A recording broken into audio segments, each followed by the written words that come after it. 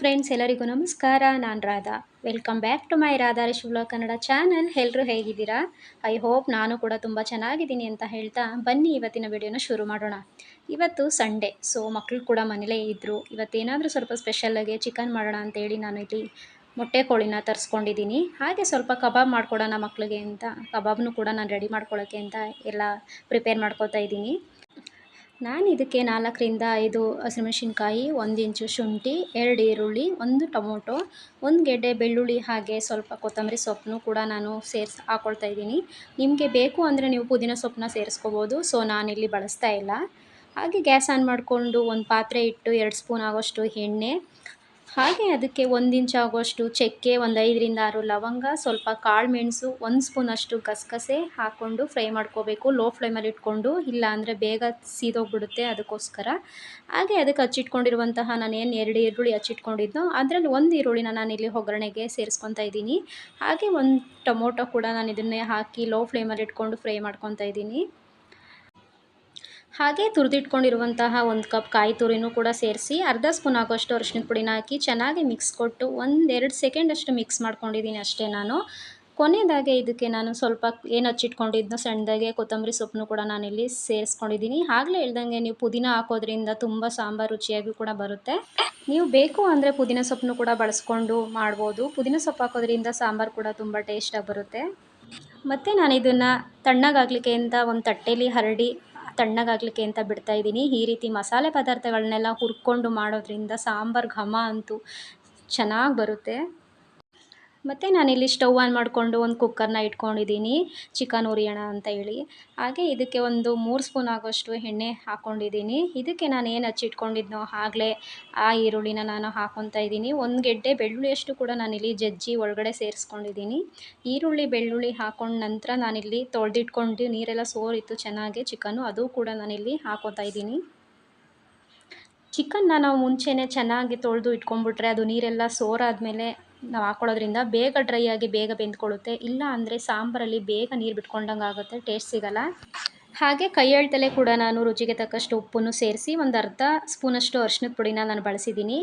Almost ನಾನು ಯಾವುದೇ ಅಡುಗೆ ಮಾಡಿದ್ರು ಅರಿಶಿಣದ ಪುಡಿ ಇಲ್ಲದೆ ನಾನು ಅಡುಗೆ ಮಾಡೋಕ್ಕೆ ಆಗಲ್ಲ. ಅರಿಶಿಣದ ಪುಡಿ ಯೂಸ್ ಮಾಡೇ ಮಾಡ್ತೀನಿ. ಹಾಗೆ ನೀವು ಮಾಡಿ ಅಂತಲೂ ನಾನು ಹೇಳ್ತೀನಿ. ಅರಿಶಿಣದ ಪುಡಿನ ಆದಷ್ಟು ಅಡುಗೆಗಳಲ್ಲಿ ಬಳಸಿ ಅಂತ ಹೇಳ್ತೀನಿ. ನಾನು ಚಿಕನ್ ತೊಳಿಬೇಕಾದ್ರೂ ಕೂಡ ಸ್ವಲ್ಪ ಅರಿಶಿಣದ ಪುಡಿ ಹಾಕ್ಕೊಂಡು ತೊಳ್ಕೊಂಡೆ. ಆ ರೀತಿ ಮಾಡೋದ್ರಿಂದ ಏನೇ ಬ್ಯಾಕ್ಟೀರಿಯಾ ಆಗಿರ್ಬೋದು ಅಥವಾ ಸ್ಮೆಲ್ ಇದ್ದರೆ ಬೇಗ ಹೋಗುತ್ತೆ ಅಂತೇಳಿ. ಹಾಗೆ ಮಸಾಲೆ ಕೂಡ ತಣ್ಣಗಾಗಿತ್ತು. ನಾವೇನು ಹಾರಲಿಕ್ಕೆ ಬಿಟ್ಟಿದ್ವಲ್ಲ ಅದು ಕೂಡ ತಣ್ಣಗಾಗಿತ್ತು. ಅದನ್ನು ಮಿಕ್ಸಿ ಜಾರ್ಗೆ ಹಾಕ್ಕೊಂಡು ಒಂದು ಅರ್ಧ ಲೋಟದಷ್ಟು ನೀರು ಹಾಕ್ಕೊಂಡು ನುಣ್ಣಗೆ ರುಬ್ಕೊತಾ ಇದ್ದೀನಿ. ಹಾಗೆ ನಾವು ಇದಕ್ಕೆ ಮನೆಯಿಂದ ಏನು ಮಾಡಿಟ್ಕೊಂಡಿರ್ತೀವೋ ಮಟನ್ ಸಾಂಬಾರು ಪುಡಿ, ಅಂದರೆ ನಾನ್ ವೆಜ್ಗೆ ಹಾಕ್ತೀವಲ್ಲ ಸಾಂಬಾರು ಪುಡಿ, ಅದನ್ನು ನಾನು ಒಂದು 3 ಸ್ಪೂನ್ ಆಗೋಷ್ಟು ಸೇರಿಕೊಂಡು ಮತ್ತೆ ನುಣ್ಣಗೆ ರುಬ್ಕೊಂಡೆ. ಈ ನಾನ್ ವೆಜ್ಗೆ ಯೂಸ್ ಮಾಡ್ತೀವಲ್ಲ ಸಾಂಬಾರು ಪುಡಿ, ಅದಾಗಿರ್ಬೋದು ಅಥವಾ ಬೇಳೆ ಸಾಂಬಾರು ಪುಡಿ ಆಗಿರ್ಬೋದು, ರೆಗ್ಯುಲರಾಗಿ ಬಳಸ್ತೀವಲ್ಲ ಆ ಸಾಂಬಾರು ಪುಡಿ ಆಗಿರ್ಬೋದು, ಇದನ್ನು ನಾನು ಊರಿಂದನೇ ಮಾಡಿಸ್ಕೊಂಬರೋದು. ಯಾವಾಗಲೂ ಒಂದು ಸಲ ಮಾಡಿ ಇಟ್ಕೊಂಡ್ರೆ ವರ್ಷ ಪೂರ್ತಿ ಬರುತ್ತೆ ನಮಗೆ. ಅದಕ್ಕಾಗಿ ಈ ಪುಡಿನ ನಾವು ಅಂಗಡಿಲಿ ಆದಷ್ಟು ತೊಗೊಳೋದನ್ನ ಕಡಿಮೆ ಮಾಡಬೇಕು. ಏಕೆಂದರೆ ಮನೆಯಿಂದನೇ ಮಾಡಿಕೊಂಡ್ರೆ ತುಂಬ ರುಚಿಯಾಗಿ ನಮ್ಗೆ ಹೇಗೆ ಬೇಕೋ ಅದಕ್ಕೆ ಮಾಡಿಕೊಂಡು ಯೂಸ್ ಮಾಡ್ಕೋಬೋದು. ಹಾಗೆ ಚಿಕನ್ ಕೂಡ ಚೆನ್ನಾಗಿ ಬೆಂದು ನೀರೆಲ್ಲ ಇಂಗಿತ್ತು. ನಾನು ಕೂಡ ಮಸಾಲೆ ಏನು ರುಬ್ಬಿಟ್ಕೊಂಡಿದ್ನೋ ಅದನ್ನು ನಾನು ಮಿಕ್ಸ್ ಮಾಡ್ತಾಯಿದ್ದೀನಿ ಸೇರಿಸ್ಕೊಂಡು. ನನಗೆ ಯಾವ ಹದಕ್ಕೆ ಬೇಕೋ ಆ ಹದಕ್ಕೆ ನಾನು ನೀರು ಹಾಕಿ ಮಿಕ್ಸ್ ಮಾಡ್ತಾಯಿದ್ದೀನಿ. ಸಾಂಬಾರನ್ನ ಆದಷ್ಟು ನಾನು ಗಟ್ಟಿಯಾಗೇ ಮಾಡ್ತೀನಿ, ತೆಳುವಾಗಿ ಮಾಡೋಕ್ಕೆ ಹೋಗಲ್ಲ. ತೆಳುವಾಗಿ ಮಾಡಿದ್ರೆ ಸಾಂಬಾರು ಟೇಸ್ಟ್ ಬರಲ್ಲ ಅಂತೇಳಿ, ಗಟ್ಟಿಯಾಗಿ ಮಾಡಿದ್ರೆ ಮುದ್ದೆಗಾಗಲಿ ಚಪಾತಿಗಾಗಲಿ ತುಂಬ ಚೆನ್ನಾಗಿರುತ್ತೆ. ಹಾಗೆ ಒಂದು ಕಡೆಗೆ ರೈಸ್ಗೂ ಕೂಡ ನಾನು ಇಟ್ಟಿದ್ದೀನಿ, ಎರಡೂ ಕಡೆ ಆಗಲಿ ಬೇಗನೆ ಅಂತೇಳಿ. ಈ ಥರ ಮೊಟ್ಟೆ ಕೋಳಿ ತೊಗೊಂಡಾಗ ಈ ರೀತಿ ಕೊಟ್ಟೆ ಇರ್ತಾರಲ್ವ, ಅದನ್ನು ನಾನು ಸಾಂಬಾರೆಲ್ಲ ರೆಡಿ ಆದಮೇಲೆ ನಾನು ಇನ್ನೇನು ಲಿಡ್ ಕ್ಲೋಸ್ ಮಾಡ್ತಿದ್ದೀನಿ ಅನ್ನೋ ಟೈಮಲ್ಲಿ ಆ ಮೊಟ್ಟೆನ ಹಾಕಿ ನಾನು ಲಿಡ್ ಕ್ಲೋಸ್ ಮಾಡ್ತೀನಿ. ಮುಂಚೆನೇ ಹಾಕ್ಕೊಬಿಟ್ರೆ ನಾವು ಅದು ಮೊಟ್ಟೆ ಎಲ್ಲ ಸಾಂಬಾರು ಒಳಗಡೆ ಬಿಟ್ಕೊಂಡ್ಬಿಡುತ್ತೆ ಹೊಡ್ಕೊಂಡು, ಅದಕ್ಕೋಸ್ಕರ. ಮತ್ತು ಕಬಾಬ್ ಮಾಡೋಣ ಅಂತೇಳಿ ನಾನು ಅದಕ್ಕೂ ರೆಡಿ ಮಾಡ್ಕೊತಾ ಇದ್ದೀನಿ. ಕಬಾಬ್ ಮಾಡಲಿಕ್ಕೆ ನಾನು ಜಾಸ್ತಿ ಏನು ಬಳಸೋಕ್ಕೆ ಹೋಗಲ್ಲ. ಇದಕ್ಕೆ ನಾನು 1 ಮೊಟ್ಟೆನ ಹೊಡೆದಾಕೊಂಡಿದ್ದೀನಿ. ಹಾಗೆ 1.5 ಸ್ಪೂನಷ್ಟು ಸ್ವಲ್ಪ ಶುಂಠಿ ಬೆಳ್ಳುಳ್ಳಿ ಪೇಸ್ಟ್ ಹಾಕ್ಕೊಂಡಿದ್ದೀನಿ. ಹಾಗೆ ಇದಕ್ಕೆ ಕ್ರಷ್ ಮಾಡಿ ಕಸ್ತೂರಿ ಮೇಥಿನ ಹಾಕ್ಕೊಂಡಿದ್ದೀನಿ. ಹಾಗೆ ನನಗೆ ಟೇಸ್ಟ್ಗೋಸ್ಕರ ನಾನು 4-5 ಎಲೆ ಕರಿಬೇವನ್ನ ಸಣ್ಣದಾಗೆ ಹಚ್ಚಿಟ್ಕೊಂಡು ಮಿಕ್ಸ್ ಮಾಡಿಕೊಂಡು ಇದಕ್ಕೆ ಕಬಾಬ್ ಪೌಡ್ರನ್ನು ನಾನು ಮಿಕ್ಸ್ ಮಾಡ್ಕೊಂಡಿದ್ದೀನಿ. ಕಾರ್ನ್ಫ್ಲೋರ್ ಎಲ್ಲ ಹಾಕ್ತಾರೆ, ನಾನು ಅದನ್ನೇನು ಯೂಸ್ ಮಾಡ್ತಾ ಇಲ್ಲ, ನೀವು ಬೇಕಿದ್ದರೆ ಹಾಕ್ಕೊಳ್ಳಿ. ಹಾಗೆ ನಾನು ತೊಳೆದಿಟ್ಕೊಂಡಿರೋ ಚಿಕನ್ನು ಕೂಡ ನಾನು ಇದಕ್ಕೆ ಬೇರೆ ಅಂತ ಸಪ್ರೇಟ್ ಚಿಕನ್ ತರಿಸ್ಕೊಂಡಿದ್ದೆ. ಅದನ್ನು ಕೂಡ ನಾನು ತೊಳೆದು ಎತ್ತಿಟ್ಕೊಂಡಿದ್ದೆ. ನೀರೆಲ್ಲ ಚೆನ್ನಾಗಿ ಸೋರಿದ್ಮೇಲೆ ಅದನ್ನು ಕೂಡ ನಾನು ಒಳಗಡೆ ಸೇರಿಸ್ಕೊಂಡು ಚೆನ್ನಾಗಿ ಕೈಯಿಂದನೇ ನಾನು ಮಿಕ್ಸ್ ಮಾಡ್ತಾಯಿದ್ದೀನಿ. ಕೈಯಿಂದ ಮಿಕ್ಸ್ ಮಾಡೋದ್ರಿಂದ ಆದಷ್ಟು ಉಪ್ಪು ಖಾರ ಎಲ್ಲ ಚೆನ್ನಾಗಿ ಚಿಕನ್ಗೆ ಸೆಟ್ ಆಗುತ್ತೆ. ಇದನ್ನು ಚೆನ್ನಾಗಿ ಕೈಯಲ್ಲೇ ಕಲಸಿಟ್ಟು 1/2 ಅವರ್ ರೆಸ್ಟ್ ಮಾಡಲಿಕ್ಕೆ ಬಿಟ್ಟು ಆಮೇಲೆ ಹಾಕೊಳ್ಳೋದ್ರಿಂದ ತುಂಬಾ ರುಚಿಯಾಗಿ ಬರುತ್ತೆ ಫ್ರೆಂಡ್ಸ್. ಚಿಕನ್ ಕೂಡ 4ರಿಂದ 5 ವಿಷಲ್ ಬಂದಿತ್ತು. ಸೊ ಅದು ಕೂಡ ಚೆನ್ನಾಗಿ ಬೆಂದಿದೆ. ಅದನ್ನು ಲಿಡ್ ತೆಗೆದು ನೋಡ್ತಾ ಇರ್ಬೋದು ಎಷ್ಟು ಮೇಲೆಲ್ಲ ಎಣ್ಣೆ ಬಂದಿದೆ ಅಂತ ನೀವೇ ನೋಡ್ಬೋದು. ಮೊಟ್ಟೆ ಕೋಳಿಲಿ ಸಾಮಾನ್ಯವಾಗಿ ಈ ರೀತಿ ಎಣ್ಣೆ ಬಿಟ್ಕೊಳ್ಳೋದು ಸಹಜ, ಏನು ಮಾಡೋಕ್ಕಾಗಲ್ಲ. ಆದರೆ ಸಾಂಬಾರು ಮಾತ್ರ ತುಂಬಾ ರುಚಿಯಾಗಿರುತ್ತೆ. ಹಾಗೆ ಸ್ಟವ್ ಆನ್ ಮಾಡಿ ಇನ್ನೊಂದು 5 ನಿಮಿಷ ಇದನ್ನು ಕುದಿಯೋಕೆ ಇಟ್ಕೊಂಡು ಮೇಲ್ಗಡೆ ಸ್ವಲ್ಪ ಹಚ್ಚಿರುವಂಥ ಕೊತ್ತಂಬರಿ ಸೊಪ್ಪನ್ನ ಹಾಕ್ಕೊಂಡಿದ್ದೀನಿ. ಹಾಗೆ ಇನ್ನೊಂದು ಕಡೆ ನಾನು ಮುದ್ದೆಗೂ ಕೂಡ ಇಟ್ಕೊಂಡಿದ್ದೆ. ನಾನಿಲ್ಲಿ ಚಿಕ್ಕದಾಗೇ 2 ಮುದ್ದೆ ಆಗುವಷ್ಟು ಮುದ್ದೆ ಮಾಡಿದ್ದೀನಿ. ಮಕ್ಕಳು ಮುದ್ದೆ ತಿನ್ನಲ್ಲ, ಸೊ ಹಾಗಾಗಿ ನಮಗೆ ಮಾತ್ರ ಮಾಡ್ಕೊಂಡಿದ್ದೀನಿ. ಬಿಸಿ ಬಿಸಿ ಮುದ್ದೆ ನಾಟಿ ಕೋಳಿ ಸಾಂಬಾರಲ್ಲಿ ತಿಂತಾಯಿದ್ರೆ ಏನು ಚೆನ್ನಾಗಿರುತ್ತೆ ಅಲ್ವಾ.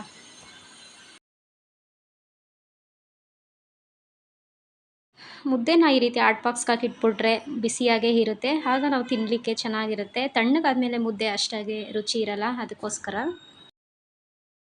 ನಾನು ಇದೇ ರೀತಿ ಮೊಟ್ಟೆ ಕೋಳಿ ಸಾಂಬಾರನ್ನ ಮಾಡೋದು. ನೀವೆಲ್ಲ ಯಾವ ರೀತಿ ಮಾಡ್ತೀರಾ ಅಂತ ನನಗೆ ಗೊತ್ತಿಲ್ಲ.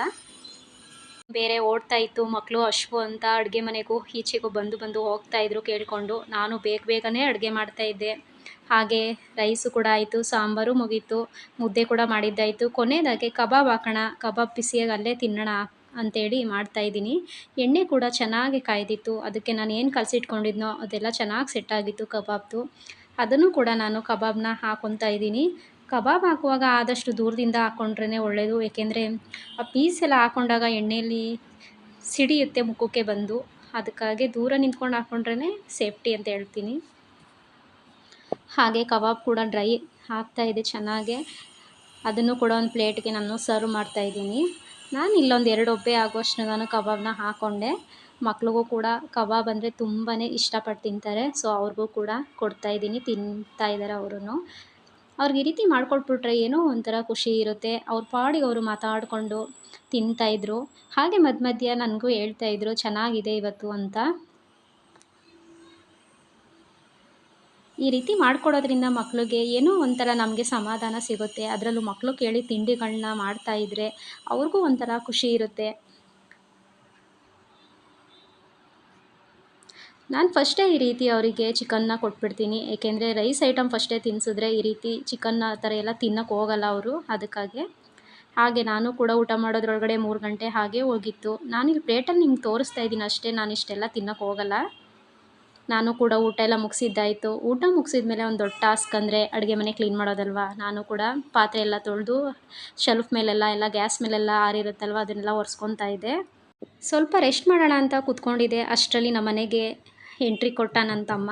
ಅವನು ಏನು ಜಾಸ್ತಿ ಹೊತ್ತು ಇರಲಿಲ್ಲ, ಊಟನೂ ಕೂಡ ಮಾಡಲಿಲ್ಲ. ಎಲ್ಲೋ ಹೋಗಿ ಬಂದೆ ಅಂತೇಳಿ ಒಂದು 10 ನಿಮಿಷ ಇದ್ದು ಹೊರಟೇ ಬಿಟ್ಟ ಅವನು. ಮತ್ತು ನಮ್ಮ ಮನೆಯವರು ಹೊರಗಡೆ ಹೋಗಿದ್ದರು. ಈ ಸೀಸನಲ್ಲಿ ಸಿಗೋದು ಈ ಹಣ್ಣು ನಿಮ್ಗೆ ಗೊತ್ತೇ ಇರುತ್ತೆ ಅಲ್ವಾ, ನೇರಳೆ ಹಣ್ಣು ಮತ್ತು ಈಚಲಹಣ್ಣು. ಮತ್ತು ಇದು ರೆಡ್ ಕಲರ್ ಯಾವ ಹಣ್ಣು ಅಂತ ನನಗೆ ಅಷ್ಟಾಗಿ ನೇಮ್ ಗೊತ್ತಿಲ್ಲ. ತುಂಬಾ ಸಿಹಿಯಾಗಿತ್ತು ಅಂತ ಹೇಳ್ಬೋದು ಆ ಹಣ್ಣುಗಳು. ಹಾಗೆ ಎಲ್ಲ ಕೆಲಸ ಮುಗಿಸೋಣ ಅಂತೇಳಿ ಸಾಯಂಕಾಲ ಕೂಡ ಆಗ್ತಿತ್ತು. ಕಸ ಎಲ್ಲ ಗುಡಿಸ್ಬಿಡೋಣ ಸಂಜೆ ಆಗೋದ್ರೊಳಗಡೆ ಅಂತ ಹೇಳಿ ಕಸನೂ ಕೂಡ ನಾನು ಗುಡಿಸ್ತಾ ಇದ್ದೀನಿ. ಅದರಲ್ಲೂ ಮಕ್ಕಳಿರೋ ಮನೇಲಂತೂ ಎಷ್ಟು ಗಲೀಜಾಗಿರುತ್ತೆ ಮನೆ ಅಂದರೆ ನೋಡೋಕ್ಕೆ ಆಗಲ್ಲ. ಆದರೆ ಮಕ್ಕಳುಗಳೇ ಅಷ್ಟಲ್ವಾ, ಏನೂ ಮಾಡೋಕ್ಕಾಗಲ್ಲ. ನೀವು ಗಲೀಜು ಮಾಡಬೇಡಿ ಅಂತ ಹೇಳೋಕ್ಕಾಗತ್ತಾ? ಇಲ್ಲ, ನಾನಂತೂ ಏನೂ ಹೇಳಲ್ಲ. ಆದಷ್ಟು ನಿಧಾನವಾಗಿ ಎಲ್ಲ ಕ್ಲೀನ್ ಮಾಡ್ಕೊತೀನಿ. ಮತ್ತು ಮಕ್ಕಳು ಕೇಕ್ ತಿನ್ನಬೇಕು ಅಂತ ಹೇಳ್ತಾಯಿದ್ರು. ನಾನಿಲ್ಲಿ ಚಾಕ್ಲೇಟ್ ಕೇಕ್ನೂ ಕೂಡ ನಾನು ತರಿಸಿದ್ದೆ. ಚಾಕ್ಲೇಟ್ ಕೇಕ್ ಅಂದರೆ ನಮಗೆ ತುಂಬಾ ಇಷ್ಟ. ಹಾಗೆ ಇದು ಏನೋ ಒಂಥರ ಇವತ್ತು ಡಿಫ್ರೆಂಟಾಗಿ ಸ್ವಲ್ಪ ದೊಡ್ಡ ಪೀಸಲ್ಲಿ ಕೊಟ್ಟಿದ್ರು ಅಂತ ನಾನು ನೋಡಿಕೊಂಡು ಹೇಳ್ತಾ ಇದ್ದೆ ನನ್ನ ಮಗನ ಹತ್ರ. ಅವನು ಹ್ಞೂ ಮಮ್ಮಿ ದೊಡ್ಡ ಪೀಸಲ್ಲಿದೆ ಇವತ್ತು, ಅದು ನನಗೆ ಬೇಕು ಅಂತ ಅವನು ಹೇಳ್ತಾ ಇದ್ದ. ಹಾಗೆ ವೆದರ್ ಕೂಡ ತುಂಬಾ ಚೆನ್ನಾಗಿತ್ತು. ಸಾಯಂಕಾಲ ಬೇರೆ ಆಗಿತ್ತು. ಸ್ವಲ್ಪ ಟೆರೆಸ್ ಮೇಲೆ ಹೋಗಿ ಬರೋಣ ಅಂತ ಹೇಳಿ ಮಕ್ಕಳು ನಾನು ಎಲ್ಲ ಹೋಗ್ತಾ ಇದ್ವಿ. ಮಳೆ ಬರೋ ಥರನೇ ಇತ್ತು ವೆದರ್ ಅಂತೂ ಈ ಹೊರಗಡೆ.